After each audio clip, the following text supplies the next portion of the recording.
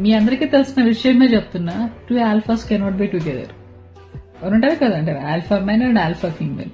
First of all ఈ alpha men and alpha female అంటే ఏంటి లెక్కిమా అంటే, వీళ్ళ క్యారెక్టరిస్టిక్స్ ఎలా ఉంటాయంటే, వీళ్ళ గుణాలు ఎలా ఉంటాయంటే, బోత్ ఆర్ హైలీ డామినెంట్ గా ఉంటారండి, హైలీ ఇంట్యూటివ్ గా ఉంటారు, కరిస్మాటిక్, గోల్ ఓరియంటెడ్ గా ఉంటారు, సెల్ఫ్ మోటివేటెడ్ గా ఉంటారు. And one more thing, natural bond leaders గా ఉంటారు వీళ్ళిద్దరూ ఒక రిలేషన్షిప్ లో ఉంటే ఎట్లాంటి సెట్ అవుతారు. అందుకే అంటారు కదా పెద్దోళ్ళు, ఒకళ్ళు ఇంటెలిజెంట్ అయినప్పుడు ఒకళ్ళు దద్ది అయి ఉండాలి, ఒకళ్ళు ఏజ్ ఎక్కువ అయితే ఒకళ్ళు ఏజ్ తక్కువ ఉండాలి, అప్పుడే ఆ రిలేషన్ గట్టిగా ఉంటది అని.